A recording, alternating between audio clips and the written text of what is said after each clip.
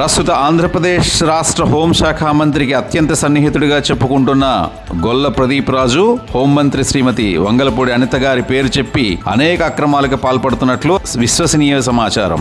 ఈ ప్రదీప్ రాజు ఆస్ట్రేలియాలో ఉద్యోగం చేసుకుంటున్న ఒక తెలుగువారిలో కొంతమందిని టార్గెట్ గా చేసుకుని భారీ మొత్తంలో మోసం చేసినట్లు మైటీవీకి సమర్పించిన ఆధారాల ద్వారా తెలుస్తోంది. ఈ విషయం బయటికి చెబితే రాజకీయాల్లో తనకున్న పలుకుబడితో అంతు తేలుస్తానని బెదిరించినట్లుగా కూడా తెలుస్తోంది. మైటీవీ తరఫున బాధితులకు భరోసా ఇవ్వడం జరిగింది. ఇది కూటమి ప్రభుత్వం, ఇందులో కేంద్ర ప్రభుత్వం కూడా భాగస్వామి కాబట్టి ఎటువంటి బెదిరింపులకు భయపడాల్సిన అవసరం లేదని ధైర్యాన్ని ఇవ్వడం జరిగింది. విజయవాడ పండిట్ నెహ్రూ బస్ స్టేషన్లో కొత్తగా నియమితులైన deputy chief traffic manager Shri Pavan Kumar గారు బాధ్యతలు స్వీకరిస్తూనే స్వచ్ఛాంధ్ర స్వర్ణాంధ్ర అనే గొప్ప కార్యక్రమాన్ని ప్రారంభించారు. ఈ నెల 19న జరిగిన కార్యక్రమంలో పరిసరాలు, కార్యాలయాల పరిశుభ్రత యొక్క ఆవశ్యకతని ప్రతి ఒక్కరికి తెలియజేస్తూ తన సహోద్యోగుల్లో కొందరితో కలిసి విజయవాడ బస్ స్టేషన్ పరిసరాలను శుభ్రం చేశారు. ఎందరో అధికారులు ప్రభుత్వ కార్యాలయాల్లో ట్రాన్స్ఫర్ల మీద వస్తుంటారు, వెళ్తూ ఉంటారు. అయితే కొత్తగా వచ్చిన పవన్ కుమార్ గారు మాత్రం తన ఉద్యోగానికి, ప్రజలకి, తద్వారా ప్రభుత్వానికి తన సాయశక్తిలా ఏదో మంచి చేయాలని సంకల్పంతో ఉన్నట్లు అనిపిస్తోందని ఆర్టీసీ విజయవాడ పిఎన్బిఎస్ ఉద్యోగులు అభిప్రాయపడుతున్నారు. H1B వీసాల జారీ ప్రక్రియలో పలు మార్పులు చేర్పులు చేసేందుకు అమెరికా ప్రభుత్వం తన ప్రయత్నాలు ముమ్మరం చేస్తోంది. ఈ మేరకు Department of Homeland Security DHS ఓ ప్రతిపాదనను శ్వేతసౌధంలోని Information and Regulatory Affairs for reviews కార్యాలయానికి పంపించింది. వచ్చే సంవత్సరం పరిమితి కోసం రావాల్సిన సంఖ్యలో దరఖాస్తులు రావడంతో ప్రాసెస్ను నిలిపివేసినట్లు శుక్రవారం నాడు US citizenship and immigration services ప్రకటించింది. దీనివల్ల ఈ సంవత్సరం లాటరీ విధానం ఉండకపోవచ్చని అధికారులు తెలిపారు. ఇప్పటికే ఢిల్లీ, తమిళనాడు, తెలంగాణ రాష్ట్రాలను రాజకీయంగా కుదిపేసిన లిక్కర్ స్కామ్లు పరంపర ఇప్పుడు ఆంధ్రప్రదేశ్కి పాకింది. 2019-2024 సంవత్సరాల మధ్యకాలంలో ఉన్నటువంటి వైసీపీ ప్రభుత్వం సుమారు 3,500 కోట్ల కుంభకోణానికి పాల్పడినట్లు సిట్ తన ఛార్జ్ షీట్లో పేర్కొంది. అసలు ప్రభుత్వం మద్యం దుకాణాలను ఏర్పాటు చేయడమే ఒక పెద్ద కుట్ర అని కూడా సిట్ ఛార్జ్ షీట్లో పేర్కొంది. అన్నిటికన్నా ముఖ్యంగా ఈ ముడుపుల అంతిమ లబ్ధిదారుడు మాజీ ముఖ్యమంత్రి వైఎస్ జగన్మోహన్ రెడ్డి అనడానికి అన్ని సాక్ష్యాలు ఉన్నాయని కూడా పేర్కొంది.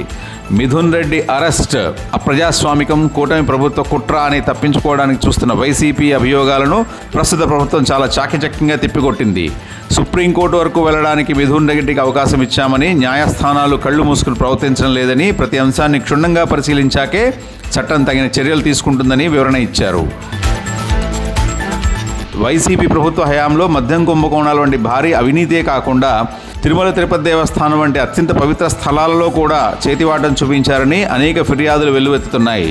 ఇంజనీరింగ్ విభాగంలో కొనుగోళ్లు, లడ్డు విక్రయాల వంటి విషయాల్లో అనేక అవకతవకలకి అప్పటి అధికారులు, మంత్రులు, రాజకీయ నాయకులు పాల్పడినట్లు పూర్తి విచారణ జరిపి నేరం రుజువైతే వారందరికీ కూడా కఠిన శిక్షలు విధించాలని ప్రస్తుత టీటీడీ బోర్డు సభ్యుడు శ్రీ భానుప్రకాష్ ప్రభుత్వాన్ని కోరారు.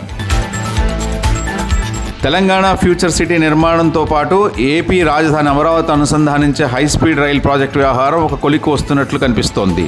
రాష్ట్ర విభజన చట్టంలో హైదరాబాద్, విజయవాడ మధ్య గ్రీన్ఫీల్డ్ ఎక్స్ప్రెస్వే కొత్త అలైన్మెంట్ నిర్మాణానికి హామీ ఉంది. ఆంధ్రప్రదేశ్ ప్రకాశం జిల్లా దొనకొండ ప్రాంతంలో క్షిపణి యూనిట్ను అంటే మిస్సైల్ తయారీ యూనిట్ను నెలకొల్పాలని కేంద్రం నిర్ణయాత్మకంగా అడుగులు వేస్తోంది. దేశ రక్షణ శాఖకు చెందిన DRDO ప్రతినిధుల బృందం ఆదివారం ఈ ప్రాంతాన్ని పర్యటించారు.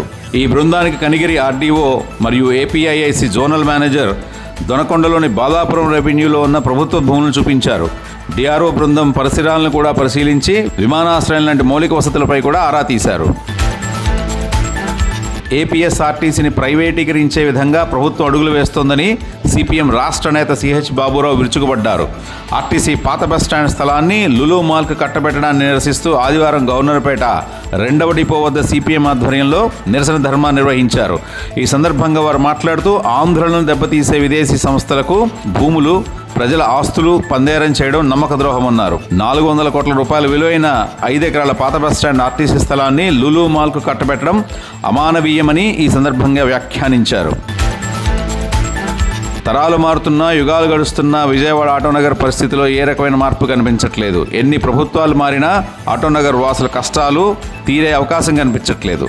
కొద్దిపాటి వర్షానికే రోడ్లన్నీ జలమయం అవడాన్ని నిస్సహాయంగా చూడడం తప్ప చేయగలిగిందేముందని స్థానికులు ఆవేదన వ్యక్తం చేస్తున్నారు.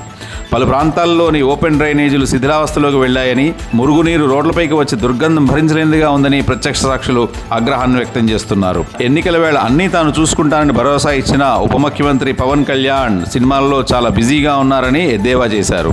గత వైసీపీ ప్రభుత్వ వైఫల్యాలను, నేరాలను, స్కామ్లను ఎండగట్టి తమ కూటమి అధికారంలోకి వస్తే ప్రతి సమస్యను తాను స్వయంగా చూసుకుంటానని, ప్రభుత్వంతో పనిచేయించే బాధ్యతను తాను తీసుకుంటానని ప్రజల్ని నమ్మించిన పవన్ కళ్యాణ్ ఇప్పుడు పూర్తిగా సినిమాలకే పరిమితమయ్యారని విపక్షాలు ఘాటుగా విమర్శిస్తున్నాయి. విమర్శకుల విమర్శలకి ఊతాన్నిస్తూ పవన్ కళ్యాణ్ వరుసగా సినిమాలు చేయడం విపక్షాలకు మరింత బలాన్నిస్తోంది.